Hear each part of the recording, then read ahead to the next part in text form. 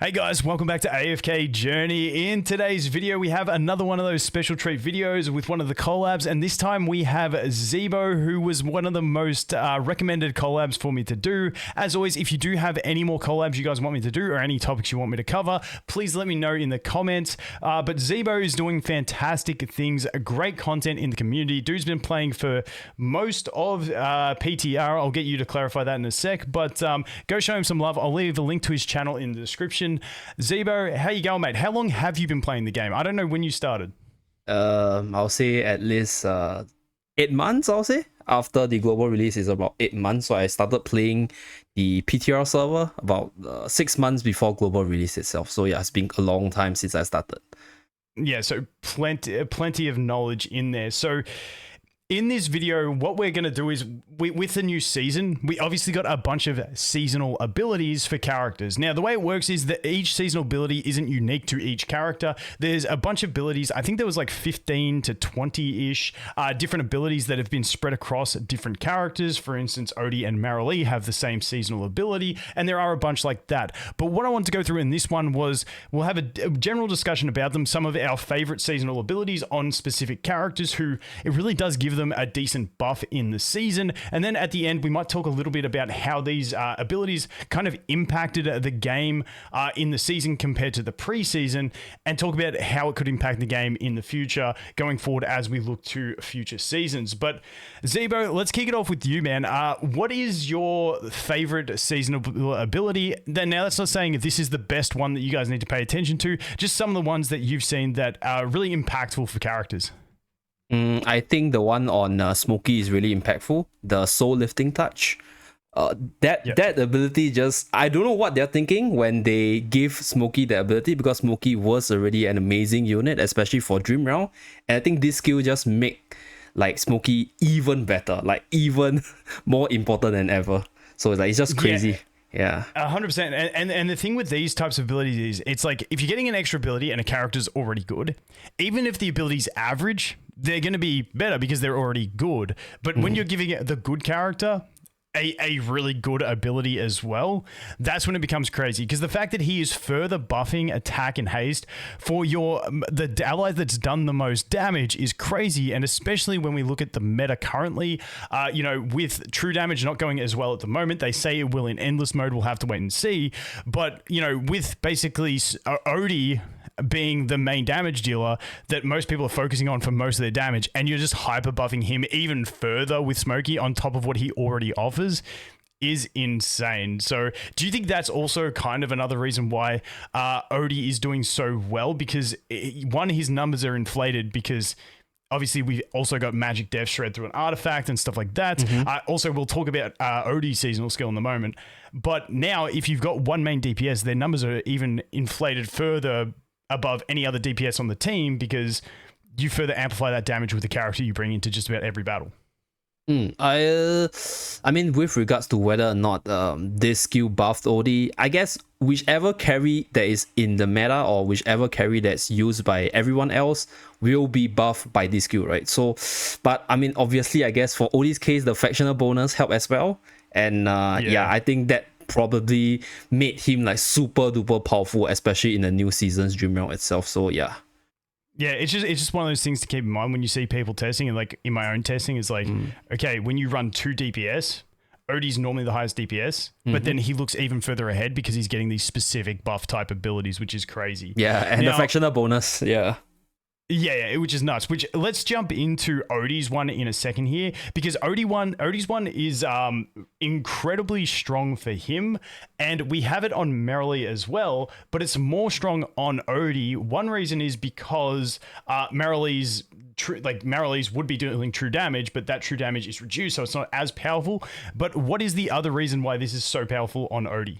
Oh, so I was talking to Vulcan just now, right? But the second skill actually benefits from the Arcane Barrage ability, because the second skill are considered normal attacks, and you launch 3 normal attacks. So we combo that with the seasonal skill, you can see the third skill itself also procs the Arcane Barrage, which is just even more damage on him, right? So that's the Yeah. that's the synergy between the two skills. Yeah. Yeah, so not only is he getting the extra one based on his normal attacks, every time he casts this, every 10 seconds, he basically gets an instant extra proc of this, meaning he's getting more throughput on that ability than what someone like Merrily is, even though she does do a lot of basic attacks as well. So I think Odie, once again, another one of those characters where anything you gave him would have been decent, but this one just synergizes so well with his kit that it sort of excelled him even further in the rankings. Yeah. Who else did you want to have a look at that you're seeing promising things from? I mean, I would say like one that is really outstanding for me is Scarlita's one. Yep. Yeah, Heart of Unity. This is a pretty good skill all around. Like I mean, Scarlita was already really good, but this skill just synergized with her kit and made what she wants to do even better because of what it provides. It provides haste and it provides damage, and Scarlita helps to keep the team alive. So this skill is made just for Scarlita or other any units that wants to keep the team alive for as long as possible. Yeah, 100%. And because of the way she functions when she stays up high and she helps the allies survive, you need units to be alive to benefit from this into the battle. And so she keeps them alive to then further offensively buff them. Plus, she's an executioner herself, so then she can deal it. And you definitely know about it. We've been seeing it in endgame. Anyone pushing really, really, really high deficits is using the Scarlita stall team because she is so effective. And now you've just further buffed that composition with this as well. And this is one of those abilities that I think is fantastic on just about anyone. I even got my best scores in the Lone Gaze boss battle by running a Lucius in my team at Legendary because of this ability that he provides into that team, because I didn't have any other units that were going to offer anything else to that core team. So it is an incredibly effective ability, but once again, another one put on top of an absolutely stacked unit.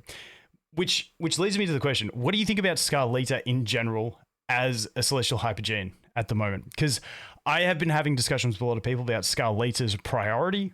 Mm-hmm. What do you think about Scarlita in general versus something like Rainier? Not going to hold you to it, just curious to hear your thoughts.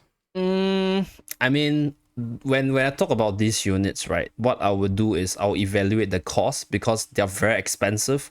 If it's like you're free to play, it's really hard to get them maxed out. And if you're free to play, Rainer should be the highest priority. But if you're not really too concerned with the Dream Realm side of things, actually, I think Scarlita is way better because she's so versatile. She does so many things. Like, she is a healer, she's a control, she's a damage dealer, and she's a buffer with the seasonal skill. So, like, this just makes her so insane as an all-around unit. Obviously, if you are somebody who's free to play, she wouldn't be the top priority. But if you don't really care about the contents that Reina is good at, then she's definitely the top pick for most people. Yeah, because like she's just really good in, like, once again, higher deficit PvE stages. She's amazing in PvP, but she's also got reasonable value in this season in bossing as well, due to that ability plus the rest of her kit. Obviously, so I have been seeing people get some decent results with her as well. So once again, another unit, a bit more niche. Not as many people are going to go with this one, but definitely a massive W on that season ability. Now, the next one I want to jump into is another one of those ones where you just put an even better ability on an already stacked character, and that's Thorran. We basically, once we max this skill out, we get an extra 16% damage taken by the target. Now, it's not 100% uptime because of his charge time in his ultimate, because it increases the damage dealt by up to 16% for 3 seconds after he hits with a normal attack. So obviously, when he's charging with his ultimate, you will lose it, but it's still a decent uptime. And like, when we snowball that with his already damage amplification that he puts onto the boss, it makes him just an even more savage unit for bossing as well. What are your thoughts? Yeah, I think this is one of these. This is one of the ability which I would say also makes some of the very middle unit much better as well. So other than Thorran, right, the other unit with this skill is actually Florabelle. So Florabelle has the exact same skill and she has 100% uptime, because she's gonna normal attack all the time, right? And this probably made her more viable for bossing as well, depending on how you look at it, because I haven't had a chance to try her because I don't have her, but I've seen some people try her for specifically the Alpha Bear comp, and I think it's decent damage as well. Yeah, so this is one skill which I think is quite good no matter which unit it is on, but definitely better on Thorran for sure. And I definitely think that change they made was trying to bring viability to other characters. Some of the changes they make with that, like in the patch, but one of those was that now summons can get the honey from that alpha bear, which just adds value to Florabelle, because the thing is, hers run into melee, which means the alpha bear is going to cleave that melee. He's going to put the honey on them and then kill them, and then she will resummon them, and then he'll have to reapply his honey to them. So basically, the berserk damage from the bear that just basically wipes your team, that takes a much longer time to generate, because he's got to have the honey on everyone on your team. And then on top of that, she is now a damage amplifier for your team. So she doesn't have to be your main damage dealer. She can play that support role whilst being also a sub DPS, which I think is a really cool thing. I do like seeing more viability from other characters. Obviously, nerfing is always a controversial thing, like we see with the true damage nerf. But I think adding niche mechanics that can make characters shine, I think there is nothing wrong with that. And I do think that she is going to be probably, once we iron it out, because it is still early days, I do think she will be one of the top meta units for that battle. Would you agree? Yeah, I think there's a possibility for sure, but we shall see whether or not if the true damage thing is true based on what they mentioned in the patch note itself. Yeah, with the endless mode, we've got to wait and see that. But yeah, I'm actually I've put her on my wish list on my account, because I don't have a copy of her, because I want to get one copy and once again test this stuff against the alpha bear to see if a one copy Florabelle for free to play players can actually increase your damage on that boss. Because once again, we have the amplification, we have the extending of the effect. I think she could be a very interesting one to watch. Any other characters that you want to dive into on their seasonal abilities? Actually, there's a few, but I'll say the assassins one, the Vala and Sylvina one. Yep. Yeah, that's really good for Supreme Arena, because I think seasonal skill doesn't work in Arena itself, but this one is probably gonna change the game in Supreme Arena itself. So yeah, this one is quite interesting. Definitely, because that's like been a comp since like the start of the game, where some people, like obviously Vala being first banner, you got a beefed up Vala, you combine that with a Sylvina and you just basically double down on the one character and away you go. Another one we're seeing is like the Sylvina. You can use her with an Elsa if you've got her to put the rocks on at the start of the battle on an enemy and wipe them out. But this one, I want to do more testing on this one, because I believe they have to land the killing blow to get the extension. If it also applies to assists, that would be great. Have you done any testing to find out how exactly this one works? Unfortunately not yet, because I haven't really had a chance to run her in Supreme Arena, but I saw some people trying her out and they just say that she's broken there. But I guess it makes sense, because for Supreme Arena you have the attacking advantage, so you can choose who to target first, and then you can use Vala to bring down those squishy units as fast as possible. Yeah, because if it does snowball, for if you run like a Vala Sylvina team to quickly snipe someone, and just the fact that they die extends both of them, that would be like a really solid effect as well, because then you can just snowball that type of comp. But in general, yeah, I think this one is a really good PvP balanced ability. Unfortunately, it has no PvE use really for them, because once you get to heavy deficit PvE or in bossing, you're not going to have the effect. So unfortunately, that does kind of nerf their potential there, where Vala, was sometimes used in execution teams on bosses and stuff like that. She will still probably be used in those teams because she's so good at what she does in those below 50% fights, but it doesn't add anything to her in those fights as much as some of the other abilities we get. But definitely a cool one for PvP. Now, another one I want to mention is one that I just like, ones kind of like Odie, where Odie's one had really good synergy with himself because of the triple tap, so he gets extra procs of it. This one I really like, which is Elsa's, because other characters have this, but it's so well catered to the way she works. After casting the ultimate, she deals extra damage for the next 4 skills or normal attacks. And because she has, after her first ultimate, a 500 cost ultimate, if you have exclusive equipment investment, it's a 400 cost ultimate. It means she is one who is going to get the benefit of this more often. What do you think about this one? Yeah, I think specifically for Elsa is really good, because she's one that spams her ultimate a lot.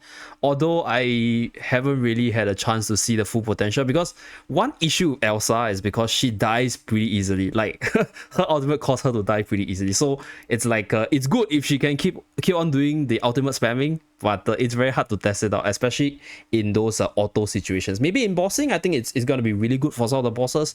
It's just that I haven't really tried it out myself, so we shall see moving forward how it goes for the end game stuff. Yeah, I think because I've seen some people showing replays where she actually does similar damage to an Odie in some boss fights. And the crazy thing is that you've got an entire part of her kit, which is her Falling Rocks ability, combined with her Supreme Plus, which once again adds to that damage, and she doesn't get any of that in any of the bosses. I tried every control effect, like taunting and everything. You can't put anything on the boss to make the rocks happen, and she is damage without that, which is a core part of her damaging kit. So I think if there ever becomes a stage where you can somehow make the rocks fall on the bosses, she will definitely become better. But I agree with you on the survival thing. I believe, to my understanding of my testing, is that the problem with her survival is when she goes into the stance and she gets the chance to avoid, she can only roll away based off melee attacks, so she can still get clapped off ranged. That's what my testing showed. Have you done any testing on that? Because it doesn't make sense why she dies so quick when she ults. Because the ultimate, her survival part only comes in after the second ultimate. So the first one, she goes in, she doesn't roll out. So what happens for my case when I do the testing is that when she rolls into a Thorran and the Thorran uses the ultimate, she just dies in front of him. So that's what happened most of the time. And then it's like, there's just no way you can test her potential damage because that's what she does almost every single time in arena because Thorran is just everywhere. So I think that's the problem with the survival. Like they have is it really that she only activates? Dude, that's not how I'm reading it now, and I'm still not seeing it like that. But if that's what it is, I feel like that's got to be a bug because there's no way you make a character that goes straight into melee to insta die. That is crazy. Yeah, I don't know, but that's just from my experience because I think sometimes the wording can be a little weird. So, but based on my experience, usually like she just goes in, and then if you're in front of Thorran, you just die. That's pretty much it. Yeah, that's crazy. Is there anyone else's seasonal ability that you wanted to highlight? I think there is one which I kind of want to talk about, which is very plain on paper but super helpful. It's a Reyna's one. So a lot of the shield. The supports have a lot of this. Like I think Reina has it. Damien has it as well. So I think this one is super plain. It's just like a simple shield, but in deficit pushing is super helpful because, like for example, just now you were talking about the Scarlita comp. So Scarlita comp, basically you buy enough time for Scarlita to come down. So anything that allows you to buy more time is extremely helpful. So like Damien has it as well, and Damien has a heal, and for Damien's case he needs some time to bring out the cut, right? So this shield actually helps to buy some time for that to happen as well. So this is something that's really plain on paper, but it's extremely helpful in actual battle. Yeah, that's something I've heard from people who are really trying to push deficits, is that Damien is so clutch with that extra shield because you take so much instant damage and then you need to get his heal on board and being able to survive until that heal's on board so that then that can further sustain, along with the fact that you're normally using him in control teams. So that shield allows your tank to survive the start until the rest of your team can start the snowball. So yeah, I definitely agree. That is a big one. I'd actually forgotten about that one. Yeah. And any other ones? I guess these are, I would say, like the more outstanding ones, like the more eye-catching ones, because for the rest I haven't been really testing out because they are like on the less popular units, right? Yeah. So yeah, we have I think there's one on I think it's Shakir's one, right? Shakir's skill is I don't know what to say about it, but I've seen some people find success with it, but I don't know because he doesn't do a lot of ultimate damage. So I don't know, like, why is this ability on this unit? But then some people say it's actually really good, so I don't know how to comment on that because I have no experience that's myself. One I'd have to test because he does change form when he goes ultimate, and maybe all his basic attacks with that cleave are considered ult damage, but that is one I haven't tested, and I'd have to that's the thing further. that I wanted to test as well. Like whether or not when he goes into his ultimate form, his normal attack is considered ultimate damage. If that's the case, this skill is really broken. Yeah. Yeah. That would be just perma shield for him. That's actually now I really want to test a Shakir with that. That's actually pretty cool if it does work like that. But the next thing I wanted to jump onto is, what's your general feel around the seasonal abilities and their impact on characters as a whole? Because at the moment it feels like they're more complementary instead of game breaking, and I just want to get your thoughts on how impactful you think they are and whether you like the impact that they have or not. I think so far the seasonal skill has been pretty well done. There's some really interesting ones, but I feel that in a sense some of the seasonal skills I think they should give really good ones to weaker units so that maybe they can see more use. But at the same time, maybe they don't want like people's investment to go down the drain, right? So that could be another concern that they have. So I guess overall it's quite a fair balance. Like they give it to units which people are really invested in, so they feel better about it. And at the same time, they also did buff up some really underused one, in my honest opinion. So generally a good addition. Yeah, I definitely agree. You got to be careful with like making a completely busted one on a non-used character so that they feel mandatory. But in general, I feel like they've just been complimentary in that good characters, if they get a good one, they're even better. If they get an average one, hey, it's still a bonus, so who cares? You're going to use them. I don't think it's like ruined or destroyed the meta by any means. I think the biggest change that happened for that was obviously the true damage change. But at the end of the day, I think it's just something interesting to look forward to, and I'm keen to see how they develop it into like future seasons, to see if it offers characters different utility and stuff like that. But yeah, is there anything else you wanted to talk about the skills before we wrap it up? There's one thing which I always say in my videos. Cecilia is very bad in the late game, and she got one of the lousier seasonal skills as well. Dude, but this is just an insider joke, because like for her, I don't think this was what she needed. Like I know there are a lot of free-to-play players that invested in her, but this skill is not very good on her. So yeah, that's that. That's a very personal bias thing.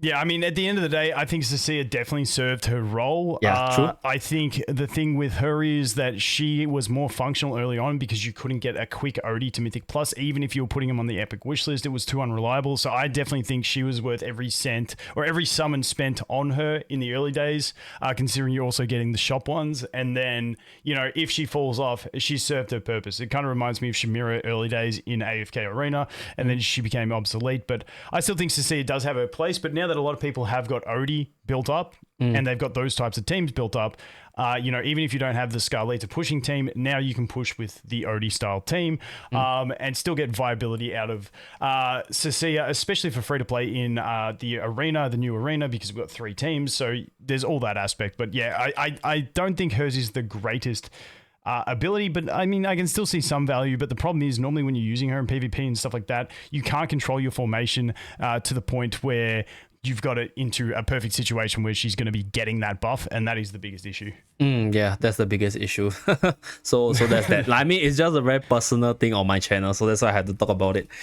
No, that's all right. That's fair. But yeah, dude, once again, massive shout out to Zebo for coming on the channel. I'll leave a link to his channel in the description. Go show him some love. We've got a great community of content creators in this game, and I want to help promote as many of them as I can. So once again, if you guys do have anyone else you guys want me to get on, please let me know and I will do so. But Zebo, any other things you want to shout out? I don't know if you stream, you have any other social medias.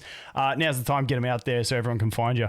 I guess my YouTube channel is just Zebo. And one more thing I want to mention is I'd like to thank Volkin for inviting me on the stream. I mean, for this collab, really appreciate it. Volkin is a great content creator as well. Learned a lot from him, and yeah, that's pretty much it on my side. Too easy. Well, that you're not supposed to give me a rap because that makes me feel awkward at the end of my video. But thanks anyway, mate. But as always, guys, thanks for watching. Hope you have an awesome day, and we'll look forward to seeing the next one. Cheers. Okay, bye-bye.